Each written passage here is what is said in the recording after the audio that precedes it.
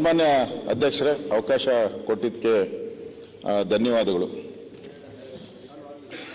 ಪ್ರಮುಖವಾಗಿ ಇವತ್ತು ರಾಜ್ಯದಲ್ಲಿ ಈ ರೋಗಗ್ರಸ್ತ ಲೋಕಸೇವಾ ಆಯೋಗ, ಮೊದಲು ಅದು ಲೋಕಕ್ಕೆ ಕಲ್ಯಾಣ ಆಗಲಿ ಅಂತೇಳಿ 1951ರಲ್ಲಿ ಪ್ರಾರಂಭ ಆಗಿದ್ದು. ಹೊಸ ಯಂಗ್ಸ್ಟರ್ ಬ್ಲಡ್ ಅಧಿಕಾರಕ್ಕೆ ಬರಲಿ, ಒಳ್ಳೆ ಆಡಳಿತ ಕೊಡಲಿ, ಒಳ್ಳೆ ಅಭ್ಯರ್ಥಿಗಳು ಬರಲಿ ಅನ್ನೋ ದೃಷ್ಟಿಯಿಂದ 1951 ಇಸ್ವಿಯಲ್ಲಿ ಈ ಕರ್ನಾಟಕ ಲೋಕಸೇವಾ ಆಯೋಗ ಬಂತು. ಇವತ್ತು ಆ ಲೋಕಸೇವಾ ಆಯೋಗ ಯಾವ ರೀತಿ ಆಗಿದೆ ಅಂತ ಹೇಳಿದ್ರೆ, ದಿನನಿತ್ಯ ಅಕ್ರಮಗಳ ಸರಮಾಲೆ. ಇವತ್ತು ಸ್ಪರ್ಧಾತ್ಮಕ ಪರೀಕ್ಷೆಗಳು ಏನು ನಡೀತಾ ಇದೆ, ಅದರ ಹೆಸರಲ್ಲಿ ಗೋಲ್ಮಾಲ್ ಹಾದಿ ಬೀದಿಗಳಲ್ಲಿ ಮಾತಾಡ್ತಾರೆ. ಇವತ್ತು KPSC ಅಂತ ಹೇಳಿದ್ರೆ ಹಾದಿ ಬೀದಿಗಳಲ್ಲಿ ಮಾತಾಡ್ತಾರೆ.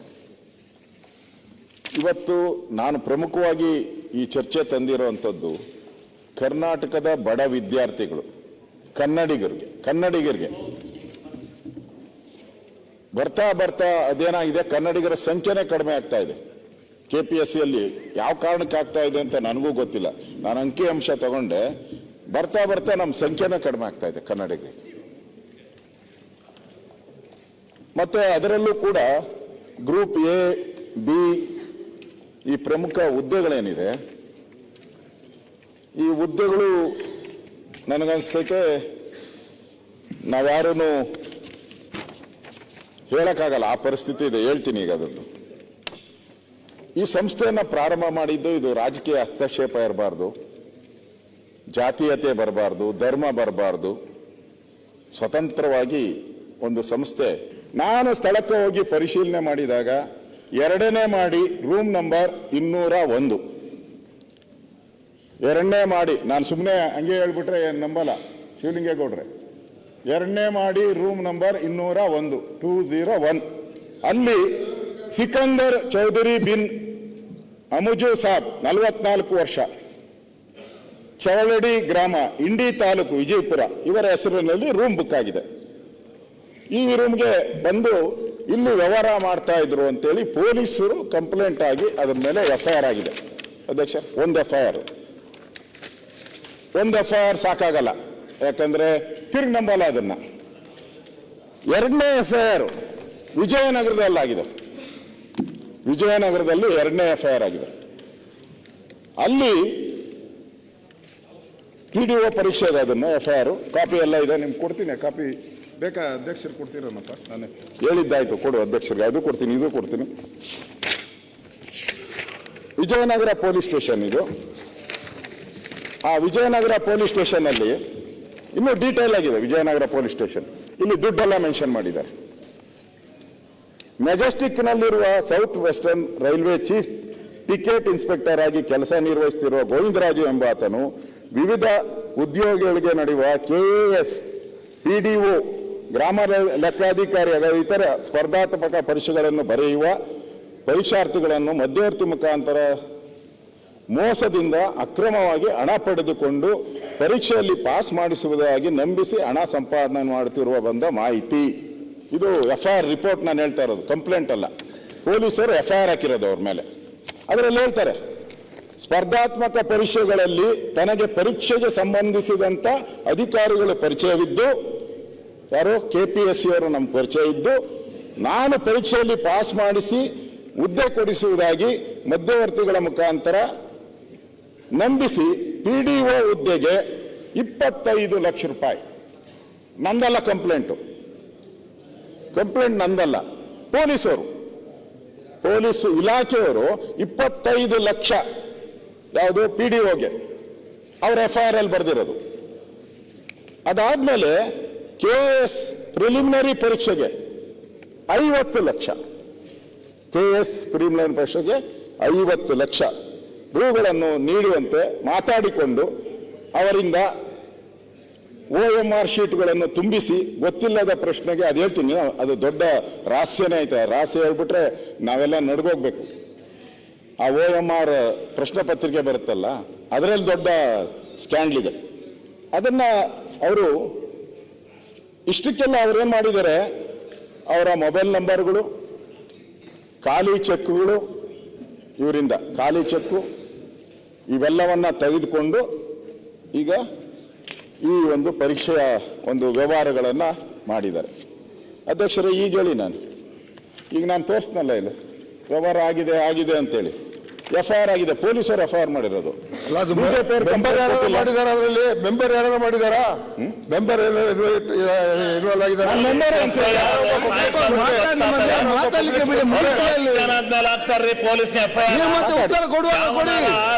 KPSC ಮೆಂಬರ್ ಅಲ್ಲಿ ಅಥೆಂಟಿಕೇಟೆಡ್ ಆಫೀಸರ್ಸ್ ಯಾವನಾರ ದುಡ್ಡು ತಗೊಂಡು ಸಾಬೀತಿದ್ರೆ ಈಗ ಯಾವನ 2 FIR ಆಯ್ತು ಅವ್ನು ಹೇಳ್ತಾನಪ್ಪ, ಏನ್ ಸಿಕ್ಕಿದೆ ಇದು ಶಿವಲಿಂಗ ಸರ್ಕಾರ ಅದೇ ಸರ್ಕಾರ ಮಾಡಿದ್ದೆ ಅಂತ ಯಾಕೆ ಬಿಂಬಿಸ್ತೀರಾ? ಅಧ್ಯಕ್ಷರೇ,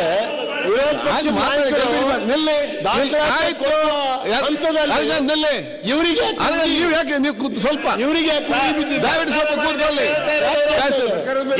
ಜನ ತಿಳ್ಕೊತಾರೆ. 50,000 20,000 1 ಕೋಟಿ ಅಂದ್ರೆ ಇವ್ರು ಕಾಂಗ್ರೆಸ್ ಸರ್ಕಾರದವ್ರು ಹೊಡ್ಕೊಂಡ್ ತಿಂತಾವ್ರು ಅಂತ ಜನ ತಿಳ್ಕೋಬೇಕು.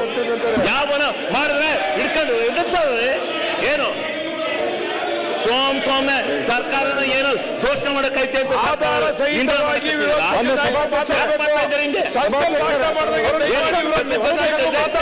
ಏನ್ ಬೇಕಾದ್ರೂ ಮಾಡೋದು ಅಂತಲ್ಲ ನೀವು ಮಂತ್ರಿ ಇದಕ್ಕೆ ಇನ್ವಾಲ್ವ್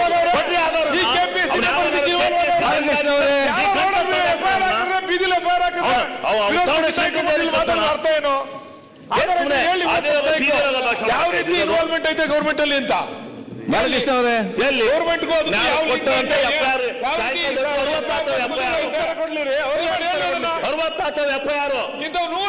ನಾನು ಸದಾ ಕಡ್ರಿ ಮಾತಾಡ್ದಲ್ಲ. ಇದು ಏನಾರ ಹೇಳಿ ನಾವು ಮಂತ್ರಿಗಳಿಗೆ ಶಕ್ತಿ ಇಲ್ವಾ? ಶಿವಲಿಂಗೌಡ್ರೆ, ಮಾನ್ಯ ಅಧ್ಯಕ್ಷರೇ, ಚರ್ಚೆ ಸ್ವಲ್ಪ ದಾರಿ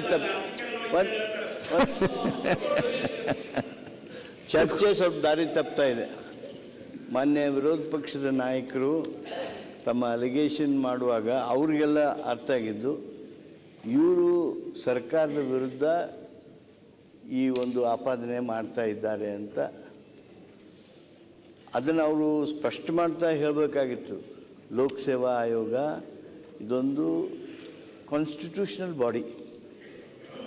ಆ ಕಾರಣಕ್ಕೆ ನಾನು ಮೊದಲೇ ಹೇಳಿದೆ, ನಾವೆಲ್ಲರೂ ಜವಾಬ್ದಾರಿಯಿಂದ ಇರೋಣ, ಜನರಲೈಸ್ ಮಾಡಬೇಡಿ ಅನ್ನೋ ಒಂದು ಮಾತ್ರ ನಂದು ವಿನಂತಿ. ಈ ಸಂದರ್ಭದಲ್ಲಿ ನಾನು ಹೇಳೋದಕ್ಕೆ ಬಯಸ್ತೀನಿ, ಇದು ಸಂವಿಧಾನಾತ್ಮಕವಾಗಿರ್ತಕ್ಕಂಥ ಸಂಸ್ಥೆ ಆಗಿರೋದ್ರಿಂದ ಅವರಿಗೆ ಇಲ್ಲಿ ಬಂದು ಡಿಫೆಂಡ್ ಮಾಡಿಕೊಳ್ಳುವಂಥ ಅವಕಾಶ ಇಲ್ಲದೇ ಇರೋದ್ರಿಂದ ತಾವು ಸ್ಪೆಸಿಫಿಕ್ ಆಗಿ ಏನು, ಯಾಕಂದರೆ ಅಧ್ಯಕ್ಷರು ನಿಮಗೆ ಪರವಾನಗಿ ಕೊಟ್ಟಿದ್ದಾರೆ, ನೀವು ಹೇಳ್ರಿ. ಆದರೆ ಸರ್ಕಾರದ ಪಾತ್ರ ಏನಿದ್ರೆ ನೀವು ಸ್ಪೆಸಿಫಿಕ್ ಆಗಿ ಹೇಳ್ರಿ. ಅದಕ್ಕೆ ನಾವು ಹೀಗೆ ಒಬ್ಬೊಬ್ಬರು ಅಲ್ಲಿ ಮಾತಾಡಾಗ್ತದೆ. ಅಲ್ಲಿ ಕೆಲವು ಸ್ಯಾಂಪಲ್, ಅಲ್ಲಿ ಕೆಲವು ಸ್ಯಾಂಪಲ್ ಕೂತ್ಕೊಳ್ಳಿ. ಈಗ ನಿಮ್ಮ ಸರ್ಕಾರ ಬಗ್ಗೆ ಮಾತಾಡ್ತಾ ಇಲ್ಲ. ಅಲ್ಲ, ಯಾವ ಸರ್ಕಾರ ಇದ್ದಾವನು KPSC ಭ್ರಷ್ಟಾಚಾರ ಉತ್ತರ ಕೊಟ್ಟಿದ್ದಾರೆ. ಮಂತ್ರಿ ಮಾತಾಡ್ಲಿ, ಮಾತಾಡ್ಲಿ. ಅವರು ನೀವ್ ಯಾಕೆ ಮಾಡ್ತಾ ಇರೋದು KPSC. ಆಯ್ತು, ನೀವ್ ಯಾಕೆ ಮತ್ತೆ ಮಾತಾಡಿ. ನೀವ್ಯಾಕೆ ಬೆನ್ನು ನೋಡ್ಕೊಳಕತ್ತೀರಿ ಕುಂಬಳಕಾಯಿ ಅಂದ್ರೆ? ನಾವು HK ಪಾಟೀಲ್ ಬಗ್ಗೆ ಆರೋಪ ಮಾಡಿಲ್ಲ, ಯಾವುದೇ ಮಂತ್ರಿಗಳ ಬಗ್ಗೆ ಆರೋಪ ಮಾಡಿಲ್ಲ. ನಮ್ಮ ಮಾನ್ಯ ವಿರೋಧ ಪಕ್ಷದವರು KPSCಯಲ್ಲಿ ನಡೀತಿರುವಂತ ಭ್ರಷ್ಟಾಚಾರದ ಹಗರಣ ಬಗ್ಗೆ ಮಾತಾಡಕತ್ತಾರೆ. ಅವರು ಕಾಂಗ್ರೆಸ್ HK ಪಾಟೀಲ್ ಹೆಸರು ತಗೊಂಡಿಲ್ಲ, ಏನಾದ್ರು ದಿವಸಕ್ಕೊಂದೊಂದು ಹೇಳ್ತಾ ಇರ್ತಾರೆ. ಎಂತ ಮಾಡೋದಕ್ಕೆ ಕೇಳಿ ಕೇಳಿ ಸಾಕಾಗಿದೆ ನಮ್ಗೆ. ನಿಮ್ಮ ಮಾತಾಡಿ. ಲಘುವಾಗಿ ಚರ್ಚೆ ಆಗೋದು ಬೇಡ ಅನ್ನೋ ಮಾತ್ರ ನನ್ನ ವಿನಂತಿ. ಮಾನ್ಯ ವಿರೋಧ ಪಕ್ಷದ ನಾಯಕರು ಈ ಸಂವಿಧಾನಾತ್ಮಕವಾಗಿರ್ತಕ್ಕಂಥ ಈ ಸಂಸ್ಥೆ ಬಗ್ಗೆ ಮಾತನಾಡುವಾಗ ಗಂಭೀರವಾಗಿ ಸ್ಪೆಸಿಫಿಕ್ ಇನ್ಸ್ಟೆನ್ಸಸ್ ಹೇಳಿ ಅಂತ ಮಾತ್ರ ಹೇಳಿದ್ದೇನೆ, ನೀವು ಚಾರ್ಜಸ್, ಯಾಕಂದ್ರೆ there is no immunity. I know for certain that there is no immunity, but our own rules say that who is not able to defend himself, we must be careful. ಅದು ಮಾತ್ರ ನಾ ಅವ್ರಿಗೆ ಹೇಳೋದಕ್ಕೆ. Sir, ತಾವು ಈ ಸದನದಲ್ಲಿದ್ರಿ, ಇದೇ ಸದನದಲ್ಲಿ ಸದನದಲ್ಲಿ ಇಂಥ ಸಂಸ್ಥೆಗಳ ಬಗ್ಗೆ ಹಿಂದೆ ಅನೇಕ ಚರ್ಚೆಗಳು ನಡೆದಿದ್ದಾವೆ. ಉದಾಹರಣೆಗೆ ತಾವು ಇದ್ರಿ, ಇಲ್ಲಿ ಸುಪ್ರೀಂ ಕೋರ್ಟ್, ಹೈಕೋರ್ಟಿನ ವ್ಯವಹಾರಗಳ ಬಗ್ಗೆಯೂ ಇಲ್ಲಿ ಚರ್ಚೆ ನಡೆದಿದೆ. ಅವರು ಬಂದೇನು ಇಲ್ಲಿ ಸಮರ್ಥನೆ ಮಾಡ್ಕೊಳ್ಳಿಕ್ಕೆ ಆಗ್ತಿರ್ಲಿಲ್ಲ. ರಮೇಶ್ ಕುಮಾರ್ ಅವರು ಆ ಪೀಠದಲ್ಲಿದ್ರು, ಅವಕಾಶ ಮಾಡಿಕೊಟ್ರು. ನಮ್ಗಿಲ್ಲಿ ರಕ್ಷಣೆ ಇದೆ ಮತ್ತೆ ಇಲ್ಲಿ ಇಂಥ ಚರ್ಚೆಗಳು ಆಗಬೇಕಾಗಿದೆ, ನಾವು ಕಣ್ಣು ಮುಚ್ಚಿ ಕೂರ್ಲಿಕ್ಕೆ ಆಗೋದಿಲ್ಲ ಅಂತ ಹೇಳಿ ಅವಕಾಶ ಕೊಟ್ಟು ಇಲ್ಲಿ ಬಹಳ ದೊಡ್ಡ ಡಿಬೇಟ್ ನಡೆದಿದೆ. ಇತಿಹಾಸದಲ್ಲಿ ತೆಗೆದು ನೋಡಿ ನೀವು. ನೀವು ಸಂವಿಧಾನದತ್ತ ಸಂಸ್ಥೆಗಳು ಅಂದ ಕೂಡಲೇ ಅವೇನು ದೇವಾಲಯಗಳಲ್ಲವು. ಅವು ಅಲ್ಲಿ ಏನ್ ನಡೀತಾ ಇದೆ ಅಂತ ನಮ್ಮೆಲ್ಲರಿಗೂ ಗೊತ್ತಿದೆ, ನಿಮಗೂ ಗೊತ್ತಿದೆ. ಅದು ಎಲ್ಲೂ ಚರ್ಚೆ ಆಗ್ಲಿಕ್ಕೆ ಎಲ್ಲೋ ಒಂಥರ ಮಡಿವಂತಿಕೆ ತೋರಿಸೋದಿದೆಯಲ್ಲ, ಅಪಾಯಕಾರಿ ಸರ್. ತಪ್ಪು ಸಂದೇಶ ಕಳಿಸ್ಬೇಡಿ. ಅರಗ್ ಜ್ಞಾನೇಂದ್ರ ಅವ್ರಿಗೆ ನಾ ಹೇಳ್ತೀನಿ, ಏನ್ ಸರ್ ಚುನಾವಣಾ ಆಯೋಗ ಬಗ್ಗೆ ಬೇಕಾಬಿಟ್ಟು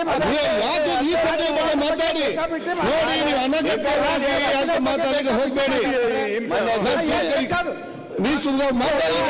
ಇದೆಲ್ಲ ಚುನಾವಣಾ ಮಾತಾಡಿ ಅವಕಾಶ ಕೊಡಿ. ಸುಮ್ಮನೆ ನಾಟಕ ಇಲ್ಲಿ. ಅಧ್ಯಕ್ಷರೇ, ಚುನಾವಣಾ ಆಯೋಗದ ಬಗ್ಗೆ ನಾನೇ ಇಲ್ಲಿ 2 ಗಂಟೆ ಮಾತನಾಡಿದ್ದೇನೆ. I must thank Vishweshwar Hegde Kageri for having brought that subject of election reforms. ನಾನು 2 ತಾಸು ಮಾತಾಡಿದ ಮೇಲೆ ನಾವು ಸ್ಪೆಸಿಫಿಕ್ ಇನ್ಸ್ಟೆನ್ಸಸ್ EVM ಬಗ್ಗೆ ಕೊಟ್ಟಿದ್ವಿ. ನಾನು ವಿಶ್ವೇಶ್ವರ ಹೆಗಡೆ ಸ್ಪೀಕರ್ ಅವರ ಮುಖಾಂತರನ ಒಂದು ಕಾಗದ ನಾನು ಅವ್ರಿಗೆ ಬರೆದು, ಅವ್ರು ಆ ಕಾಗದ ಇಲೆಕ್ಷನ್ ಕಮಿಷನ್ಗೆ ಕಳಿಸಿ, ಆ ಇಲೆಕ್ಷನ್ ಕಮಿಷನ್ನವ್ರು ಏನು ಉತ್ತರ ಬರ್ತಾರ ಅದನ್ನ ಒಮ್ಮೆ ನೀವು ಈ ಸದನದಲ್ಲಿ ಇಡಬೇಕು. ಎಷ್ಟು ನೆಗ್ಲಿಜಿಯನ್ಸಿ ಮಾಡಿದ್ದಾರೆ. ಒಂದು KPSCಗೆ ಒಂದು ಎಕ್ಸಾಮ್ ನಡೆಸಕ್ಕೆ ಯೋಗ್ಯತೆ ಇಲ್ಲ ಅಂದ್ರೆ ಆ ಸಂಸ್ಥೆ ಇದ್ರೇನು ಸತ್ರೇನು? ಇವತ್ತು ನಾನು ಹೇಳಿದೆ 79 ಪ್ರಶ್ನೆಗಳಿಗೆ ಎಲ್ಲಿದೆ ಅದು? ಎರಡನೇ ಬಾರಿ 79 ಎಲ್ಲಪ್ಪ? ಇಲ್ಲಿದೆ.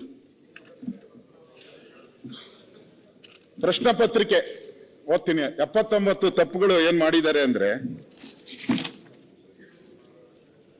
ಪ್ರಶ್ನೆ ಮುಂದೆ ಹೇಳಿಕೆಯನ್ನು ಪರಿಗಣಿಸಿ.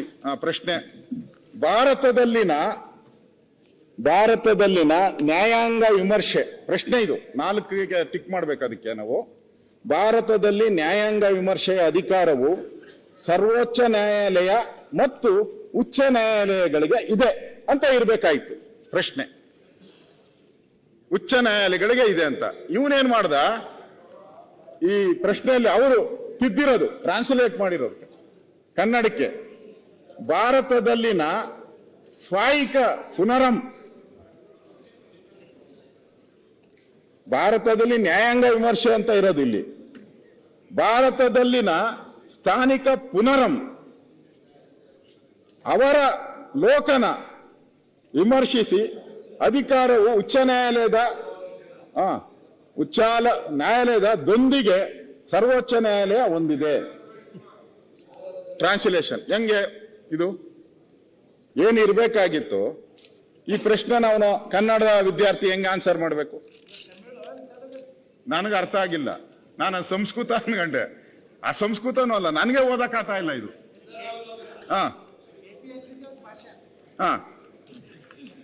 ಅದು ಲೋಪಗಳು. ನಾನು ಪ್ರಶ್ನೆ ಪತ್ರಿಕೆ ಲೋಪ. ಹಾಗೆ ಎರಡನೇ ಇದು, ಲೋಕಸಭೆಯು ಎರಡನೇ ಬಾರಿ ಮತ್ತು ಪ್ರತಿಯಾಗಿ ಮಸೂದೆಯನ್ನು ಅಂಗೀಕರಿಸುವ ಮೂಲಕ ರಾಜ್ಯಸಭೆಯ ಅತಿಕ್ರಮಿಸಲು ಸಾಧ್ಯವಿಲ್ಲ. ನಮಗೆಲ್ಲ ಗೊತ್ತಿದೆ, ಇಲ್ಲೂ ವಿಧಾನಸಭೆದು ಹಾಗೆ. ಲೋಕಸಭೆಯ ಎರಡನೇ ಬಾರಿ ಮತ್ತು ಪ್ರತಿಯಾಗಿ ಮಸೂದೆಯನ್ನು ಅಂಗೀಕರಿಸುವ ಮೂಲಕ ರಾಜ್ಯಸಭೆಯ ಅತಿಕ್ರಮಿಸಲು ಸಾಧ್ಯವಿಲ್ಲ. ಇದು ಪ್ರಶ್ನೆ. ಅವರೇನು ಟ್ರಾನ್ಸ್ಲೇಟ್ ಏನ್ ಮಾಡಿದ್ದಾರೆ ಅಂದ್ರೆ, ಲೋಕಸಭೆಯು 2ನೇ ಬಾರಿ ವಿಧೇಯಕವನ್ನು ಮತ್ತು ಅದಕ್ಕೆ ವಿರುದ್ಧವಾಗಿ ಜಾರಿಗೆ ಮಾಡುವ ಮೂಲಕ ರಾಜ್ಯಸಭೆಯನ್ನು ಅಧ್ಯಾರೋಹಿಸಲಾಗುವುದು. ಏನು ಅಧ್ಯಾರೋಹಿಸಲಾಗುವುದು, ಏನು ಅರ್ಥ ಗೊತ್ತಿಲ್ಲ. ಅಧ್ಯಾರೋಹಿಸಲಾಗುವುದು ಮತ್ತು ಆದೇಶವನ್ನು ರಾಜ್ಯಸಭೆಯೆಂಬ ವಿಷಯವಾಗಿದೆ. ಅಂದ್ರೆ ಬಿಲ್ ಬಗ್ಗೆ, ಬಿಲ್ನ ನಾವು ಪಾಸ್ ಮಾಡಿ 2ನೇ ಸರಿ ಬಿಲ್ ಪಾಸ್ ಮಾಡಿದಾಗ ಪರಿಷತ್ಗೇನು ಅವಕಾಶ ಇರಲ್ಲ, ಹಂಗೆ ರಾಜ್ಯಸಭೆದು. ಇವರು ಅದು ಪ್ರಶ್ನೆಗೆ ಹೆಂಗೆ ಉತ್ತರ ಬರೀಬೇಕು ನೀವು ಹೇಳಿ. ಇಂಗ್ಲಿಷ್ ಆಯ್ತು, ಅದು ಕೊಡ್ತೀನಿ ಅವ್ರಿಗೆ. ಇಂಗ್ಲಿಷ್ ಅಲ್ಲಿ ಸರಿ ಐತೆ, ಹೇಳ್ರಿ ಕನ್ನಡದ ಹೇಳ್ರಿ. ಇಲ್ಲೇ ಐತೆ ನಂತರ ಕಾಪಿ ಕೊಡ್ತೀನಿ ನಿಮ್ಗೆ. ಇದನ್ನ ಹಾ. ಹೇಳ್ರಿ ಇದು ಆಮೇಲೆ ಇನ್ನೊಂದು ಪ್ರಶ್ನೆ, ರಾಜ್ಯಪಾಲರು ನಮಗೆ ಸಂಬಂಧಪಟ್ಟಿದ್ದು, ರಾಜ್ಯಪಾಲರ ಮುಂದೂಡುವ ಆದೇಶವು ಜಂಟಿ ಸದನವನ್ನು ಮುಂದೂಡುತ್ತದೆ. ರಾಜ್ಯಪಾಲರು ಮುಂದೂಡುವ ಆದೇಶವು ಜಂಟಿ ಸದನವನ್ನು ಮುಂದೂಡುತ್ತದೆ. ಇದು ಇರಬೇಕು. ಅವರೇನು ಹೇಳಿದ್ರು, ರಾಜ್ಯಪಾಲರು ಮಾಡುವ ಆದೇಶದ ಮೂಲಕ ಸದನದ ಜಂಟಿ ಅಧಿವೇಶನ ಪ್ರೊಗೋಗೇಷನ್ ಅನ್ನು ಮುಂದೂಡುತ್ತದೆ. ಇದು ಪ್ರೊಗೋಗೇಷನ್ ಅನ್ನು ಮುಂದೂಡುತ್ತದೆ. ಜಂಟಿ ಅಧಿವೇಶನ ಮುಂದೂಡಕ್ಕೆ ರಾಜ್ಯಪಾಲರು ಆದೇಶ ಮಾಡ್ತಾರೆ, ಅದು ಪ್ರಶ್ನೆ. ಇವರು ರಾಜ್ಯಪಾಲರು ಮಾಡುವ ಆದೇಶ ಮೂಲಕ ಸದನದ ಜಂಟಿ ಉಪವೇಶನ ಪ್ರೊರೋಗೇಷನ್ ಅನ್ನು ಮುಂದೂಡುತ್ತದೆ. ಇದು ಟ್ರಾನ್ಸ್ಲೇಷನ್. ವಾಕ್ಯ ರಚನೆನೇ ಇಲ್ಲ ಅದರಲ್ಲಿ. ವಾಕ್ಯಕ್ಕೆ ಒಂದು ಅರ್ಥ ಇಲ್ಲ. ಇನ್ನೊಂದು ಪ್ರಶ್ನೆ, ಒಂದು ವಿಧೇಯಕವು ಯಾವಾಗ ಅಂತ್ಯವಾಗುತ್ತದೆ? ಇದು ಪ್ರಶ್ನೆ ನಮ್ದು ಇರಬೇಕಾಗಿತ್ತಂಗೆ. ಒಂದು ವಿಧೇಯಕವು ಯಾವಾಗ ಗತಿಸುತ್ತದೆ ಎಂದರೆ, ಅವನ್ ಹೆಂಗ್ ಬರಿಬೇಕು ಕನ್ನಡದಲ್ಲಿ? ಕನ್ನಡದ ವಿದ್ಯಾರ್ಥಿ ನಾವೆಲ್ಲ ಕನ್ನಡ ಕನ್ನಡ ಕನ್ನಡ, ಇಲ್ಲಿ ಬಿರಿ ಎನ್ನಡ ಎನ್ನಡ ಎನ್ನಡ ಆಗೋಗ್ಬಿಟ್ಟೈತಿ ಇಲ್ಲಿ. ಈ ತರ. ಆಮೇಲೆ ಇನ್ನು ಆಯ್ತಾ, ಈಶಾನ್ಯ ರಾಜ್ಯಗಳ ಮೂಲಭೂತ ಸೌಕರ್ಯಗಳ ಮತ್ತು ಸಾಮಾಜಿಕ ಅಭಿವೃದ್ಧಿ ಯೋಜನೆಗೆ 2022-23ರಿಂದ 25-26ರವರೆಗೆ 4 ವರ್ಷಗಳ ಕಾಲ ಆರ್ಥಿಕ ನೆರವು ನೀಡಲು ಈ ಕೆಳಗೆ ಘೋಷಿಸಲಾಗಿತ್ತು. ಪ್ರಶ್ನೆ ಇರಬೇಕಾಗಿತ್ತು. ಇಂಗ್ಲಿಷ್ ಅಲ್ಲಿ ಇದೆ. ಅವರು ಈಶಾನ್ಯ ರಾಜ್ಯಗಳು ಅನ್ನೋದಕ್ಕೆ ಉತ್ತರ ಪೂರ್ವ ಅಂತ ಹಾಕಿದ್ದಾರೆ. ಉತ್ತರ ಕಾಶ್ಮೀರ ಉತ್ತರ ಪೂರ್ವ ರಾಜ್ಯಗಳ ಮೂಲಭೂತ ಸೌಕರ್ಯ ಅಂತ. ಹೆಂಗ್ ಬರಿಬೇಕು ಆನ್ಸರ್ ಹೆಂಗೆ ಹೇಳಿ?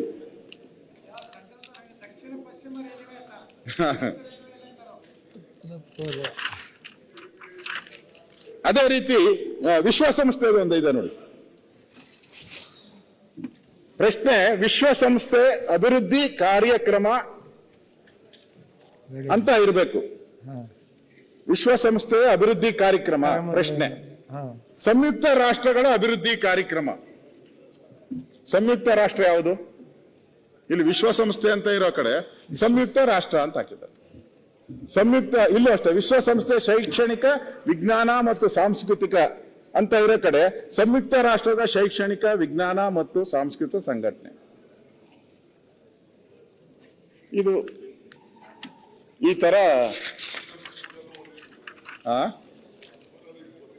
ಓದಿದ್ರೆ ಅದಕ್ಕೂ ಒಂದು ಜೋಕ್ ಐತೆ. ನಾನು ಈ ನೀವ್ ಹೇಳ್ತಾ ಇರ್ತೀರಲ್ಲ ಕಾನ್ಸ್ಟಿಟ್ಯೂಷನ್ ಪೋಸ್ಟ್ ಅಂತ, ಇದಾದ್ಮೇಲೆ ನಾನು ಖರ್ಗೆ ಅವ್ರಿಗೆ ಹೇಳಿದೆ, ಮಂತ್ರಿ ಆಗಿದ್ರೆ ಎಲ್ಲ ಚೀಟಿ ರಪ ಅಂತ ತಂದು ಕೊಡ್ತಾರೆ. ನಾನು ರಾತ್ರಿ ಹೋದ ಅಧಿವೇಶನದಲ್ಲಿ ರಾತ್ರಿ ನನಗೆ ಇವರು ತಂದು ಕೊಡೋದು ಲೇಟ್ ಮಾಡ್ಬಿಟ್ರು. ನಾನು ಓದಕ್ ಶುರು ಮಾಡಿದೆ, ರಾತ್ರಿ 3:30 ಆಗೋಯ್ತು. ನನ್ನ ಹೆಂಡತಿ ಆಚೆ ಬಂದು ನೋಡ್ತಾ, ಏನ್ರಿ ಇನ್ನ ಓದ್ತಾ ಇದ್ದೀರಾ? ಅದು ಇಲ್ಲಮ್ಮ ಬೆಳಗ್ಗೆ ರೆಡಿ ಆಗ್ತಾ ಇದ್ದೀನಿ ಅಂದೆ. ಅದಕ್ಕೆ ಅಮ್ಮ ಓದ್ತಾ ಇದೀಯಾ ಅಂತಂದ್ರೆ, ಇಲ್ಲಿ ಅಲ್ಲಿ ಕೂತ್ಕೊಂತ ಇದ್ದೆ, ಇಂಜಿನಿಯರ್ ಡಾಕ್ಟರ್ ಆಗಿ ಕೂತ್ಕೊಂತ ಇದ್ದೆ ಅಂತ ಹೇಳಿದ್ರು. ಅದಕ್ಕೆ ಹೇಳ್ದೆ ಓದಿಲ್ಲ ಅಂತ. ಅದಕ್ಕೆ ಈ ತರ ಇನ್ನೊಂದು ಒಟ್ಟು ಪ್ರಶ್ನೆಗಳು ಎಷ್ಟು ಶೋಕಡ? ಒಟ್ಟು ಪ್ರಶ್ನೆಗಳೆಷ್ಟು? 79. 76. ಅದನ್ನ ಕೇಳೋದ್ರೊಳಗೆ 79. ಈಗ ಸಾಕಿ ಉದಾಹರಣೆಗಳನ್ನ ಹೇಳಿದಿರಿ. ಹಾ. ನೆಕ್ಸ್ಟ್ ಬರ್ರಿ. ಅಲ್ಲ ಈಗ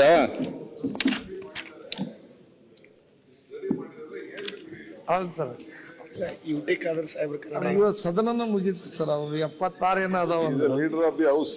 ಈಗ ಇನ್ನೊಂದು 7-8 ಬಂದಿರ್ಬೇಕು.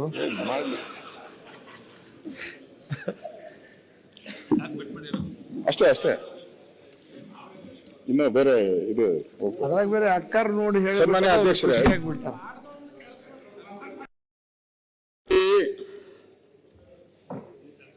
ಇನ್ನೊಂದು ಕನ್ನಡಕ್ಕೆ ಏನು ಅವಮಾನ ಮಾಡಿದ್ದಾರೆ ಅನ್ನೋದಕ್ಕೆ ಇನ್ನೊಂದು ಉದಾಹರಣೆ. ನಮ್ಗೇನೋ ಸಣ್ಣದು ಅನ್ಸ್ಬೋದು. ಪ್ರಶ್ನೆ ಅವರು ನಮಗೆ ನೋಟಿಸ್ ಕೊಡ್ತಾರಲ್ಲ, ಅಂದ್ರೆ ನೀವು ಏನೋ ಹಾಲ್ ಟಿಕೆಟ್ ಅದರಲ್ಲಿ ಹಾಕಿದ್ದಾರೆ KPSC ಅವರು. ಪತ್ರಿಕೆ 1 ಮತ್ತು ಪತ್ರಿಕೆ 2ರ ಪ್ರಶ್ನೆಗಳು ಕನ್ನಡ ಮತ್ತು ಆಂಗ್ಲ ಭಾಷೆಯಲ್ಲಿ ಎರಡರಲ್ಲೂ ಇರುತ್ತದೆ. ಆಂಗ್ಲ ಮತ್ತು ಕನ್ನಡದಲ್ಲಿ ಎರಡರಲ್ಲೂ ಇರುತ್ತದೆ. ಕನ್ನಡ ಭಾಷೆಯಲ್ಲಿರುವ ಯಾವುದೇ ಪ್ರಶ್ನೆಗಳು ಭಾಷಾಂತರದಲ್ಲಿ ಏನಾದರೂ ಗೊಂದಲವಾದಲ್ಲಿ ಅಭ್ಯರ್ಥಿಗಳು ಆಂಗ್ಲ ಭಾಷೆಯ ಪ್ರಶ್ನೆಗಳನ್ನು ಸಹ ನೋಡಿಕೊಂಡು ಪ್ರಶ್ನೆಗಳನ್ನು ಅರ್ಥೈಸಿಕೊಳ್ಳುತ್ತದೆ. ನಮ್ಮ ಯೋಗ್ಯತೆ ಏನಾಯ್ತು? ಕನ್ನಡದ ಯೋಗ್ಯತೆ ಅರ್ಥ ಆಯ್ತಲ್ಲ? ಕನ್ನಡದ ಯೋಗ್ಯತೆ ಎಲ್ಲಿಗೆ ಬಂತು ಅಂತ ಅರ್ಥ ಆಯ್ತಲ್ಲ ನಿಮ್ಗೆ? ನನಗೆ ಇಂಗ್ಲಿಷೇ ಗೊತ್ತಿದ್ರೆ ನಾನು ಇಂಗ್ಲಿಷಲ್ಲೇ ಬರಿತಾ ಇದ್ದೆ ಕ್ವಶನ್ ಇನ್ ಆನ್ಸರ್. ನನಗೆ ಇಂಗ್ಲಿಷೇ ಚಂದ ಗೊತ್ತಿದ್ರೆ ನಾನು ಇಂಗ್ಲಿಷಲ್ಲೇ ಬರಿತಾ ಇದ್ದೆ. ಕನ್ನಡಕ್ಕೆ ಯಾಕೆ ಬರ್ಬೇಕು ನಾನು? ಅಂದ್ರೆ ಕನ್ನಡನ ಎರಡನೇ ದರ್ಜೆ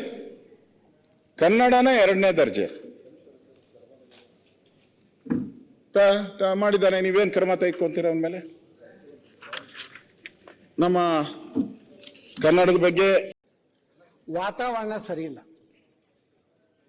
ಅಲ್ಲಿ ನಾಮಿನೇಟ್ ಆಗೋರು ಜಾತಿ ಆಧಾರ ಮೇಲೆ, ದುಡ್ಡಿನ ಮೇಲೆ.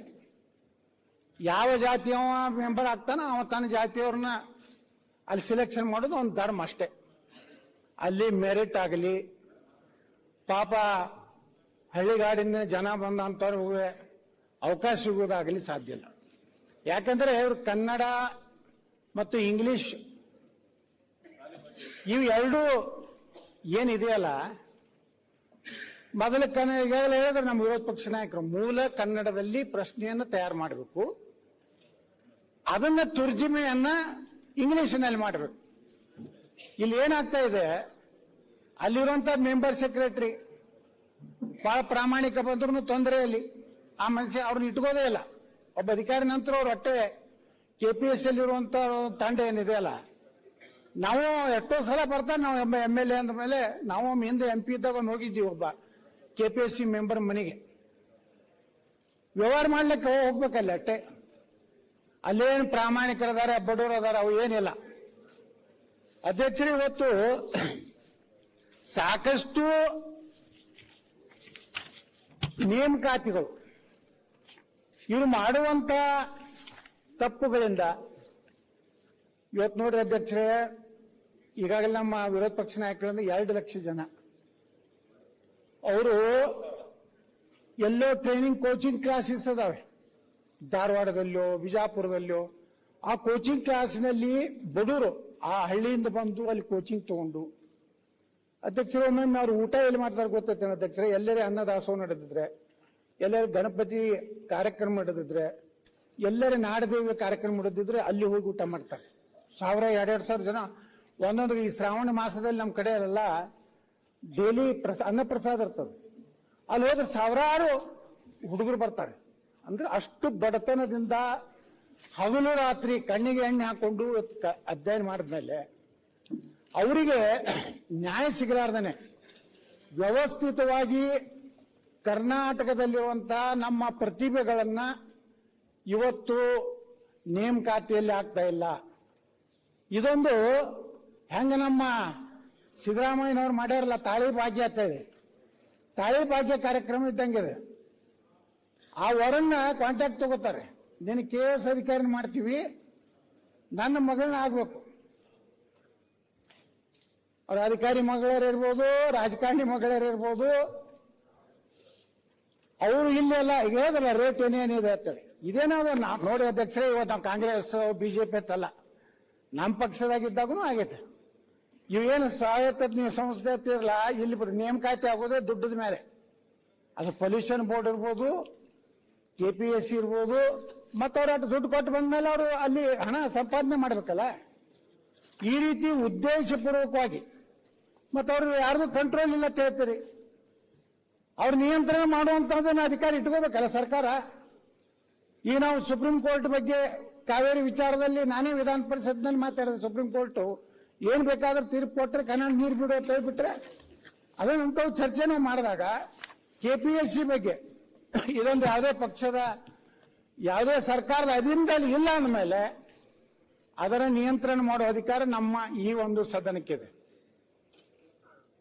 ಇಷ್ಟೆಲ್ಲ ಅವಾಂತರ ಆದ್ರೂ ಸಹ, ಇಷ್ಟೆಲ್ಲ ಹಗರಣಗಳು ಇವತ್ತು KPSC ಸಾಕಷ್ಟು ಮಾಧ್ಯಮಗಳಂತರೂ ನಿರಂತರವಾಗಿ ಇವತ್ತು ಇಲ್ಲಿ ನಡೀತಿರುವಂತಹ ಭ್ರಷ್ಟಾಚಾರದ ಬಗ್ಗೆ, ಅವ್ರು ಮಾಡ್ತಿರುವಂತಹ ತಪ್ಪುಗಳ ಬಗ್ಗೆ, ಆದರೂ ಮುಖ್ಯಮಂತ್ರಿಗಳು ಸಹ ಮಧ್ಯಸ್ಥಿಕೆ ವಹಿಸಿದ್ರು ಸಹ ಅವರು ಯಾರಿಗೂ ಕೇರ್ ಮಾಡದೇ ಇರುವಂತ. ಇವತ್ತು ನೀವು ನಾವು MLA ಆಗಿ KPSCಗೆ ಹೋದ್ರೆ ಸುಪ್ರೀಂ ಕೋರ್ಟ್ ಹೈಕೋರ್ಟ್ ನಲ್ಲಿ ಈಸಿಯಾಗಿ ಒಳಗೆ ಹೋಗ್ಬೋದು. ಅಲ್ಲಿ ಈಸಿಯಾಗಿ ಬಿಡುವುದಿಲ್ಲ ಅಧ್ಯಕ್ಷರು. MLAಗಳಿಗೆ ಅವ್ರ ಚೇರ್ಮನ್ರು ಮೀಟಿಂಗ್ ಮಾಡ್ತಾ ಇದ್ದಾರೆ. MLA ಹೋದ್ರೂ ಬರುದಿಲ್ಲ. ಆ ವ್ಯವಸ್ಥೆನೇ ಬೇರೆ ಇದೆ. ಅದೊಂದು ಏನಾಗ್ಬಿಟ್ಟಿದೆ ಅಂದ್ರೆ KPSC ಅಂತ ಬ್ರಹ್ಮಾಂಡ ಭ್ರಷ್ಟಾಚಾರ.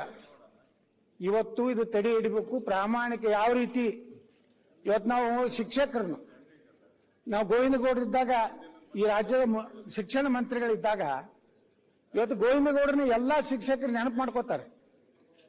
ಯಾಕಂದ್ರೆ ಇಡೀ ಶಿಕ್ಷಕರ ನೇಮಕಾತಿಯನ್ನು ಪಾರದರ್ಶಕವಾಗಿ ಮಾಡೋದು. ಇವತ್ತು PSI ಹಗರಣ ಏನಾಯ್ತು? ಮುಚ್ಚಿ ಹಾಕಿಬಿಟ್ರಲ್ಲ. ಯಾವನೊಬ್ಬ ಏನು DGPನೇ ಅವನು ಒಯ್ದು ಹಾಕಿದ್ರಿ, ಬಿಟ್ರಿ ಬೇಲ್ ಮ್ಯಾಗ. ಯಾರ್ಯಾರು ಅದ್ರ ಆರೋಪ ತಿಳಿದ್ರಿ ಎಲ್ಲಾನು ಬಿಟ್ರಿ. ಅಂದ್ರೆ ಎಲ್ಲಿ ಅದೇ ಕೋರ್ಟ್ಗೆ ನೀವು ಸರಿಯಾಗಿ ಸಮರ್ಪಕವಾಗಿ ನೀವು ದಾಖಲೆ ಕೊಡುದಿಲ್ಲ. ವ್ಯವಸ್ಥಿತವಾಗಿ ಅಲ್ಲಿ ನಮ್ಮ ಸರ್ಕಾರದ ಪರವಾಗಿ ವಾದ ಮಾಡೋರು ಸಹಿತ ಸರಿಯಾಗಿ ಮಾಡದೇ ಇರೋದ್ರಿಂದ ಅವ್ರ ಈಗ ಮತ್ತೆ ರಾಜಾರೋಷವಾಗಿ ಅಡ್ಡಾಡ್ತಾ ಇದ್ದಾರೆ. ಮತ್ತೆ ಅವ್ರು ನಮ್ಮ ಮಗಳು ಬಂದು ಫೋಟೋ ತಕ್ಕೋತಾ ಇದ್ದಾರೆ. ಈ ರೀತಿ ಅಧ್ಯಕ್ಷರೇ ಏನು ಮಾಡಿದ್ರು ಸಹ ಇವತ್ತು ನಾವೇನಿವತ್ತು KPSCಯ ಪರಿಸ್ಥಿತಿಯನ್ನು ನೋಡ್ತಾ ಇದ್ದೀವಿ. ಇದು ಯಾರಾದ್ರೂ ಕೇಳಬೇಕಲ್ಲ. ನಮ್ಮ ಸರ್ಕಾರ ಬಡವರ ಪರವಾಗಿ, ನಮ್ಮ ಸರ್ಕಾರ ದೀನ ದಲಿತರ ಪರವಾಗಿ ಎಲ್ಲರೂ ಘೋಷಣೆ ಕೊಡ್ತೀವಿ. ಆದ್ರೆ ಅಲ್ಲಿ ನಡೀತಿರುವಂತ ಅವಾಂತರಗಳ ಬಗ್ಗೆ ಸದನದಲ್ಲಿ ನನಗನ್ನಿಸ್ತದೆ ಅಶೋಕ್ ಅವರು ಮೊದಲೇ ಸಲ KPSC ಬಗ್ಗೆ ಚರ್ಚೆ ಆಗ್ತಿರ್ಬೇಕಿಲ್ಲ. ಇನ್ನೊಂದು ಹೊತ್ತಾಗಿಲ್ಲ. ಇನ್ನೊಂದು ದೊಡ್ಡ ಪ್ರಮಾಣ ಭ್ರಷ್ಟಾಚಾರ ಇದೆ, ಪೊಲ್ಯೂಷನ್ ಬೋರ್ಡ್ ಅಂತೇಳಿ. ಅಲ್ಲಿನೂ ಇದೆ. ಏನು ನೇಮಕಾತಿಗಳು ಇವ್ರು ಏನು ಮಾಡ್ತಿರಲ್ಲ ನೀವು. ಹಿಂದನೂ ಆಯ್ತು, ಮುಂದನೂ ಆಯ್ತು. ಈಗ ಬಹಳಷ್ಟು ನಾನು ನಾಳೆ ಹೋಗಿಲ್ಲ, ಯಾಕಂದ್ರೆ ಬಹಳ ಅಶೋಕ್ ಅವರು ಬಹಳ ವಿಸ್ತಾರವಾಗಿ ಮಾತಾಡೋರು. ಯಾವ ರೀತಿ ರಾಷ್ಟ್ರಪತಿ ಅನ್ನೋ ಶಬ್ದವನ್ನ ಯಾವ ರೀತಿ ಕನ್ನಡದಲ್ಲಿ ಅದನ್ನ ಅಮೆರಿಕ ಅಧ್ಯಕ್ಷ ಅನ್ಬೇಕಾಗಿತ್ತು, ರಾಷ್ಟ್ರಪತಿ ಅಂತಾರೆ. ಅಂದ್ರೆ ಅಲ್ಲಿ ಯಾರು ತಿಳಿಯಿದ್ದವ್ರು, ಕನ್ನಡ ಇದ್ದವ್ರು ಏನಾರು ಅದಾರೋ ಅಥವಾ ಎಲ್ಲಿ ಅವ್ರಿಗೆ ಏನು ಅರ್ಥ ಆಗಲ್ಲ ಐತವ್ರು. ಅದು ಯಾವ ಕನ್ನಡ ಏನೋ ಅದನ್ನು ತಿಳಿಯಲ್ಲ. ನಮ್ಮ ಕನ್ನಡ ಅಂತರಲ್ಲ, ನಿಮ್ಮ ಶುದ್ಧವಾದಂತ ಸುಂದರವಾದಂತ ಕನ್ನಡನೂ ಇಲ್ಲ. ಇದು ಒಂದು ಕನ್ನಡ ಬೇರೆ ಇದೆ ಅಧ್ಯಕ್ಷರೇ. ದಕ್ಷಿಣ ಕನ್ನಡದ ಸುಂದರವಾದ ಕನ್ನಡನೂ ಇಲ್ಲ. ನಮ್ಮ ಉತ್ತರ ಕರ್ನಾಟಕದ ಒಂದು ರೀತಿ ಗಡಸು ಕನ್ನಡನೂ ಇಲ್ಲ. ಇದು ಗೂಗಲ್ ಕನ್ನಡ. ಇದು ಗೂಗಲ್ ಕನ್ನಡ ಹತ್ರ. ನಮ್ಮ ಕನ್ನಡ ಕರ್ನಾಟಕದಲ್ಲಿ ಗೂಗಲ್ ನೋಡಿ ಟ್ರಾನ್ಸ್ಲೇಷನ್ ಮಾಡ್ತಾರೆ. ಇದು ಅಂತ ಹಣೆ ಬರ್ರಿ ನಾನು ಗೂಗಲ್ಗೆ ಯಾಕೆ ಹೋಗ್ತೀರಿ? ನಮಗೆ ಕೇಳಿದ್ರೆ ಹೇಳ್ತೀವಿ ಯಾವ್ದು ಅನ್ಬೇಕು ಅನ್ನೋದು. ಕಾಲೇಜಿ ನೀವು ಕೊಟ್ಟು ಕಳಿಸ್ರಿ, ಈ ಶಬ್ದಗಳಿಗೆ ಏನ್ ಅನ್ಬೇಕು ಅನ್ನೋಂಥದ್ದು ನಾವು ಮಾರ್ಕ್ ಮಾಡಿ ಕಳಿಸ್ತೀವಿ ನಾವು. ಅಂದ್ರೆ ಒಟ್ಟಾರೆ ಇದು ಉದ್ದೇಶಪೂರ್ವಕವಾಗಿ ಕನ್ನಡದ ಅಭ್ಯರ್ಥಿಗಳಿಗೆ ಕನ್ಫ್ಯೂಷನ್ ಆಗಬೇಕು, ಕನ್ನಡದ ಮಕ್ಕಳಿಗೆ ನೇಮಕಾತಿ ಆಗೇಬಾರದು. ಏನು ದೊಡ್ಡ ದೊಡ್ಡ ಕಾನ್ವೆಂಟ್ ಸ್ಕೂಲ್ನಲ್ಲಿ ಕಲ್ತಂತ ದೊಡ್ಡ ದೊಡ್ಡ ಶ್ರೀಮಂತ ಮಕ್ಕಳು ಏನು ಇಂಗ್ಲಿಷ್ ಕಲ್ತಿರ್ತಾರೆ, ರಾಜಕಾರಣಿಗಳ ಮಕ್ಕಳಾಗಲಿ ಅಧಿಕಾರಿಗಳ ಮಕ್ಕಳಾಗಲಿ ಅವರಷ್ಟೇ ನೇಮಕಾತಿ ಆಗುವಂತ ವ್ಯವಸ್ಥಿತವಾದ ಸಂಸ್ಥೆ. ನಾನು ಪ್ರಾಮಾಣಿಕವಾಗಿ ಇದನ್ನ ತನಿಖೆ ಮಾಡಿಸಿ ಸಂಬಂಧಪಟ್ಟಂತ ಎಲ್ಲ ಅಲ್ಲೇನು ಎಕ್ಸಾಮಿನರ್ ಹಿಡಿದು ವ್ಯಾಲ್ಯೂಯೇಟರ್ ಏನಾದ್ರೆ ಎಲ್ಲಾರನ್ನು ತನಿಖೆ ಒಂದು ಸಿಬಿಐ ತನಿಖೆ ಮಾಡೋದು ಒಳ್ಳೆಯದು. ಯಶವಂತಗೌಡ ಪಾಟೀಲ್. ಅಧ್ಯಕ್ಷರೇ, ಮೊನ್ನೆ ರೆವಿನ್ಯೂ ಮಿನಿಸ್ಟರ್ ಗಮನ ಸೆಳೆತಾ ಇದ್ದೀನಿ. ಬಿಜಾಪುರ ಜಿಲ್ಲೆ ಈಗಾಗಲೇ 13 ತಾಲೂಕುಗಳು ಹೊಂದಿವೆ. ಅಲ್ಲಿ ಹೊಸದಾಗಿ ಇಂಡಿ ಜಿಲ್ಲೆ ಆಗಲಿ ಅಂತೇಳಿ ಆ ಭಾಗದ ಜನರ ಬಹುದಿಂದ ಕೂಗಿದೆ. ಸೊ ಸರ್ಕಾರ ಅದ್ರ ಬಗ್ಗೆ ಏನು ಹೇಳುತ್ತೆ? ಓಕೆ, ಉತ್ತರ ಇದೆ ಮಾನ್ಯ ಸಭಾಧ್ಯಕ್ಷರೇ. ಅದ್ರ ಮೇಲೆ ಮಾನ್ಯ ಸದಸ್ಯರು ಏನಾದರೂ ಹೇಳೋದಿದ್ರೆ ಒಮ್ಮೆ ಉತ್ತರ ಕೊಡ್ಬೋದು. ಉತ್ತರ ತಾವು ಕೊಟ್ಟಿದ್ರಿ, ಭಾಳ ಅತ್ಯಂತ ಬುದ್ಧಿವಂತಿಕೆ ಉತ್ತರ ಅದ, ಅದ್ರ ಬಗ್ಗೆ ಏನು ಎರಡನೇ ಮಾತಿಲ್ಲ. ಕೃಷ್ಣ ಅವರೇ, ಆದ್ರೆ ಒಂದು ರಾಜಸ್ಥಾನದಂಥ ಒಂದು ರಾಜ್ಯ 51 ಜಿಲ್ಲೆಗಳನ್ನು ಹೊಂದಿದೆ. ಆದರೆ ಕರ್ನಾಟಕ ಇವತ್ತು 31 ಇಟ್ಕೊಳ್ಳೋಕ್ಕಿಂತ 50 ಜಿಲ್ಲೆಗಳನ್ನು ಹೆಚ್ಚಿಗೆ ಬರೀ ನಮ್ದು ಒಂದೇ ಅಂತ ಅನ್ನಂಗಿಲ್ಲ. ನಾನು ಜಿಲ್ಲೆಗಳನ್ನು ಮಾಡುವಂಥ ಸಂದರ್ಭದಲ್ಲಿ ಬಂದಾಗ ಫಸ್ಟ್ ಬೆಳಗಾವಿ ಪ್ರಯಾರಿಟಿ ಮಾಡಬೇಕಾಗ್ತದೆ. ಅಂಥ ಅನೇಕ ಜಿಲ್ಲೆಗಳನ್ನು ತಾವು ಮಾಡಿದ್ರಿ ಅಂದ್ರೆ ಆಡಳಿತ ದೃಷ್ಟಿಯಿಂದ ಭಾಳ ಅನುಕೂಲ ಆಗ್ತದೆ. ಇವತ್ತು ಉದಾಹರಣೆಗೆ ಅವಿಭಾಜ್ಯ ಧಾರವಾಡ 3 ಜಿಲ್ಲೆಗಳನ್ನಾಗಿ ಪರಿವರ್ತನೆ ಮಾಡಿದ್ರಿ ನೀವು, ಹಾವೇರಿ, ಗದಗ್, ಧಾರವಾಡ. ಸೊ ಆ ರೀತಿ ನಮ್ಮಲ್ಲಿ ಅನುಕೂಲ ಮಾಡಿಕೊಟ್ರಿ ಅಂದ್ರೆ ನಮ್ಮ ಭಾಗದ ಜನ ರಾಜ್ಯದ ಗಡಿ ಭಾಗದಲ್ಲಿದೆ, ಕ್ರೈಮ್ ಆಕ್ಟಿವಿಟೀಸ್ ಮ್ಯಾಕ್ಸಿಮಮ್ ನಡೀತದೆ. ಸೊ ನಮ್ಮದು ಬ್ರಿಟಿಷರ ಕಾಲದಾಗ ರೆವಿನ್ಯೂ ಟ್ರೀಟ್ ಆದದ್ದು. ಆಮೇಲೆ ಎಲ್ಲ ಇನ್ಫ್ರಾಸ್ಟ್ರಕ್ಚರ್ ನಾವು ಕ್ರಿಯೇಟ್ ಮಾಡಿದ್ದೀವಿ. ಇವತ್ತಿಗೂ ಸಹಿತ ಎಲ್ಲಿಗೂ ಕೆಲವು ಕಡೆ DC ಆಫೀಸ್ ಚೆನ್ನಾಗಿಲ್ಲ. ಅದು ನೀವು ನಮ್ಮ ಇಂಡಿಗೆ ಬಂದು ನೋಡಿದ್ರಿ ಅಂದ್ರೆ ಒಂದು DC ಆಫೀಸ್ ಇರಬೇಕು. ಆ ರೀತಿ ನಾವು ಇವತ್ತು ಅಸಿಸ್ಟೆಂಟ್ ಕಮಿಷನರ್ ಕಂದಾಯ ಭವನ ನಿರ್ಮಾಣ ಮಾಡಿದ್ದೀವಿ. ಒಂದು ರಾಜ್ಯ ಮಟ್ಟದ ನಿಂಬೆ ಅಭಿವೃದ್ಧಿ ಮಂಡಳಿ ಇದೆ, ರೈಲ್ವೆ ಟ್ರ್ಯಾಕ್ ಇದೆ, ಬ್ರಾಡ್ಗೇಜ್ ಇದೆ, ಆಮೇಲೆ ನ್ಯಾಷನಲ್ ಹೈವೇಸ್ ಅದಾವ. ಸೊ ಬಾರ್ಡರ್ದೊಳಗೆ ಇಲ್ಲಿಗಲ್ ಆಕ್ಟಿವಿಟೀಸ್ ನಡೀತಾವೆ ನಮ್ಮಲ್ಲಿ. ಸೊ ಅಲ್ಲಿ ಒಂದು ಜಿಲ್ಲೆ ಇತ್ತು ಅಂದ್ರೆ ಅನೇಕ ರೀತಿಯಿಂದ ಅನುಕೂಲಗಳಾಗ್ತವೆ.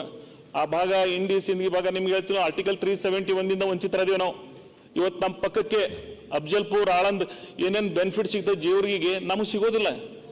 ಸೊ ನನ್ನ ಕಳಕಳಿ ವಿನಂತಿ, ಅತ್ಯಂತ ಹಿಂದುಳಿದ ಪ್ರದೇಶಕ್ಕೆ ತಾವು ಇಂಥದ್ದು ಒಂದು ಅವಕಾಶ ಮಾಡಿಕೊಟ್ಟಿದ್ದೆ ಆದರೆ ಆ ಭಾಗದ ಜನ ಈ ಸರ್ಕಾರದ ಬಗ್ಗೆ ಭಾಳ ವಿಶೇಷವಾಗಿ ಜಿಲ್ಲೆಗಳನ್ನು ರಚನೆ ಮಾಡಿದ ಸಂದರ್ಭದಲ್ಲಿ ನಮ್ಗೆ ಅರ್ಥ ಆಗ್ತದೆ. ಅನೇಕ ಸಮಸ್ಯೆಗಳು ಇರ್ತಿರ್ತಾವೆ. ಬಟ್ ಎಲ್ಲರೂ ನಮ್ಮ ವಿಶ್ವಾಸಕ್ಕೆ ತಗೊಂಡು ತಾವು ಮಾಡುವಂಥ ಸಂದರ್ಭ ಬಂದಾಕ್ರಿ. ಇವತ್ತೇ ಮಾಡ್ರಿ ಅಂತ ನಾನು ಹೇಳಂಗಿಲ್ಲ, ತಾವೆಂದು ನಿರ್ಣಯ ಮಾಡ್ತಾ ಇರ್ತೀರಿ, ನಮ್ಮನ್ನು ಅವಾಗ ಪರಿಗಣಿಸ್ರಿ ಅಂತೇಳಿ ನನ್ನ ಕಳಕಳಿ ಪ್ರಾರ್ಥನೆ. ಓಕೆ, ಮಾನ್ಯ ಅಧ್ಯಕ್ಷರೇ, ಮಾನ್ಯ ಶಾಸಕರು ಭಾಳ ಸಮಚಿತ್ತದಿಂದ ಭಾಳ ಆಲೋಚನೆ ಮಾಡಿ ಅವರು ಭಾಳ ತೂಕವಾಗಿನೂ ಕೂಡ ಒತ್ತಾಯವನ್ನು ಮಾಡಿದ್ದಾರೆ. ಅವರು ಹೇಳಿರೋದು ಇಷ್ಟೇ, ನಾನು ಹೇಳೋದನ್ನ ಅವರೇ ಹೇಳಿದ್ದಾರೆ. ಬಹುಶಃ ಇವತ್ತಲ್ಲ, ಕನಿಷ್ಠ ನೀವು ಮಾಡುವಾಗ ಈ ವಿಷಯ ಸರ್ಕಾರದ ಮುಂದೆ ಬಂದಾಗಾದರೂ ಮಾಡಿ ಅಂತ ಹೇಳಿದ್ದಾರೆ. ಖಂಡಿತವಾಗಿ ಅದಕ್ಕೆ ನಾನು ಅವ್ರಿಗೇನು ಅದಕ್ಕೆ ಎದುರು ಉತ್ತರ ಕೊಡ್ಲಿಕ್ಕೆ ಆಗೋದಿಲ್ಲ. ಈಗ ಸದ್ಯಕ್ಕಂತೂ ಹೊಸ ಜಿಲ್ಲೆಗಳು ರಚನೆ ಮಾಡುವಂಥ ವಿಚಾರ ಸರ್ಕಾರದ ಹಂತದಲ್ಲಿ ಇಲ್ಲ ಸಭಾಧ್ಯಕ್ಷರೇ.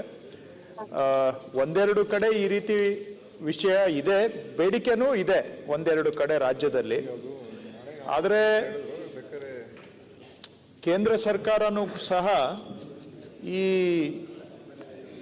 ದೇಶದಲ್ಲಿ ಸೆನ್ಸಸ್ ಆರಂಭ ಆಗುವ ಹಂತದಲ್ಲಿ ಹೊಸದಾದಂಥ ಕಂದಾಯ ವಿಭಾಗಗಳನ್ನು ರಚನೆ ಮಾಡಬಾರ್ದು ಅನ್ನುವಂಥ ಒಂದು ಸೂಚನೆಯೂ ಕೂಡ ಇದೆ. ಓಕೆ, ಸೊ ಹಾಗಂತೇಳಿ ಮಾಡಬಾರ್ದು ಶಾಶ್ವತವಾಗಿ ಅಂತಲ್ಲ, ಸೆನ್ಸಸ್ ಸಂದರ್ಭದಲ್ಲಿ ಸೆನ್ಸಸ್ನ ಹೊಸ್ತಿಲಿನಲ್ಲಿ ಮಾಡಬಾರ್ದು ಅಂತ ಹೇಳ್ತಾರೆ. ಸೊ ಅದನ್ನು ಕೂಡ ಗಮನದಲ್ಲಿ ಇಟ್ಕೊಂಡು, ಅದು ಜಸ್ಟ್ ಅವ್ರ ಮಾಹಿತಿಗೆ ಹೇಳ್ತಾ ಇದ್ದೇನೆ ಅಷ್ಟೇ. ಆದರೆ ಖಂಡಿತವಾಗಿ ಅವರು ಹೇಳಿದಾಗೆ ರಾಜ್ಯ ಸರ್ಕಾರ ಹೊಸ ತಾಲೂಕಾಗಲಿ ಜಿಲ್ಲೆಯನ್ನಾಗಲಿ ಮಾಡುವಂಥ ಸಂದರ್ಭದಲ್ಲಿ ಅವರು ಇಟ್ಟಿರುವಂಥ ಬೇಡಿಕೆಯನ್ನು ಗಂಭೀರವಾಗಿ ಸರ್ಕಾರದ ಮಟ್ಟದಲ್ಲಿ ಚರ್ಚೆ ಮಾಡಿ, ಅದು ನನ್ನ ವೈಯಕ್ತಿಕ ತೀರ್ಮಾನ ಏನಾಗೋದಿಲ್ಲ, ಇಡೀ ಕ್ಯಾಬಿನೆಟ್ನ ಡಿಸಿಷನ್ ಆಗುತ್ತೆ. ಆದರೂ ಕೂಡ ಅವ್ರು ಹೇಳಿರುವಂತ ವಿಚಾರವನ್ನ ಖಂಡಿತವಾಗಿ ನಾವು ಬಹಳ ಗಂಭೀರವಾಗಿ ಪರಿಶೀಲನೆ ಮಾಡ್ತೇವೆ ಸಭಾಧ್ಯಕ್ಷರೇ. ಈಗಲ್ಲ, ಮಾಡುವಂತ ಸಂದರ್ಭದಲ್ಲಿ ಮಾಡ್ತೇವೆ ಅನ್ನೋದನ್ನ ಅವ್ರ ಗಮನಕ್ಕೆ ತರ್ಲಿಕ್ಕೆ ಬಯಸ್ತೇವೆ. ಓಕೆ. ಪ್ರಕಾಶ್ ಕೆ ಕೋಲಿವಾಡ್.